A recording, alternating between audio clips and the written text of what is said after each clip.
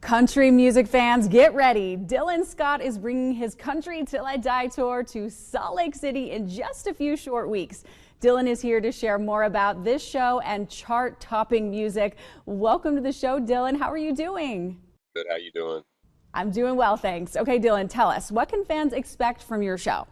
Yeah, I mean, they can just expect a high energy, fun night. I mean, my whole deal is I hope people can just put whatever's going on in their life behind them for a night or just whatever, and just have fun, and hopefully we can bring a good positive vibe to where, hey, for the next week or two or whatever, that they relive that. We got some awesome people coming with us, on this tour: Graham Barham, George Burge, Dasha, and I just know it's going to be fun. And tell me a little bit about your #1 hit song, Boys Back Home. What does this song mean to you, and what was it like to work with Dylan Marlowe? Yeah, I took Dylan Marlowe out on tour beginning of 2022, and I knew his music. We weren't like great buddies up until then. I mean, we'd obviously seen each other out, but I just knew he was such a talented artist. I wanted him to open my shows for me, and on that tour, we've just become great friends. I mean, he's one of my best friends here in town, and he showed me Boys Back Home. He played it for me on the bus, and I said, man, I love this song. We should do it together, And it just reminded me of being back in Louisiana, the way I grew up with my buddies. And, obviously life takes you in different directions, but they're always your friends, and they're always your boys back home. And just grateful for Dylan to let me be a part of that song and have a #1 song with it. And it's been a fun ride watching him as well. Ah, that is so cool. Okay, now you have another #1 hit. This town's been good to us. Tell us about these milestones and what it feels like when your song hits #1. Pretty cool.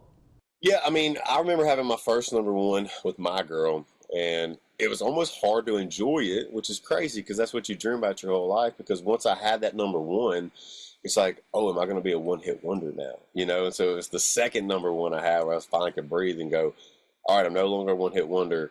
We got 2 of them. And so now to have 6, I'm so busy with just real life stuff, my kids. We're doing baseball and gymnastics and whatever they want to do. And then obviously the touring and making new music, that I have to sit back and just slow down and realize what's happening around me and go, man, we just had #1 song, the 6th #1 song. It's crazy. And your music is very unique in the country realm. Can you tell us more about that and what inspires you?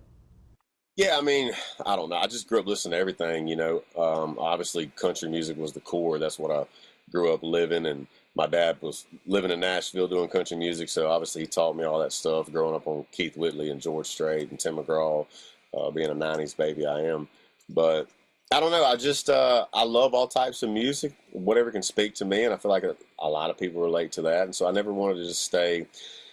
It's all country music to me. It's music, but it's not like just one specific sound. Like I may have something that's super traditional country sounding, and I may have something that's leaning a little, way pop, But it's as long as it feels good and it sounds good and it's relatable to me, I don't really care. I just want people to relate to it and gain as many fans as we possibly can. Dylan, touring can be tough. Fun, but tough, right? How do you stay energized and connected to fans during the tour?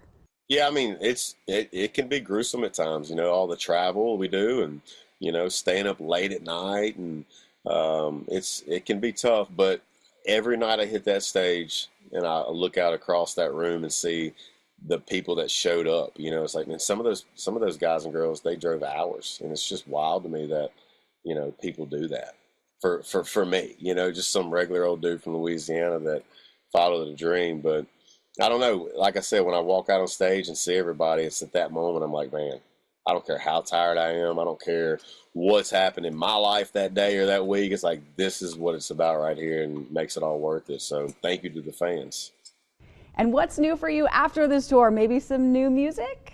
Yeah, so at the end of this tour, I mean, in May, I've got a brand new album coming out. It's called Easy Does It, which is Easy Does It's the stage of life I'm in right now. I used to worry and stress about all kind of things, and now I don't know if it's age, I don't know if it's kids, I don't know if it's marriage, but I'm just in that easy does it phase where it's just like, hey, life is good, just chill out, don't worry about everything, and it's the best stage I've ever been in life, I can tell you that. But that album's coming out.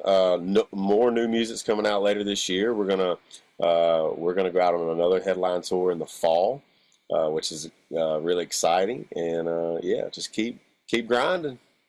Amazing. Thank you, Dylan. We can't wait to see the show. Thanks for joining me today. Absolutely. Looking forward to it.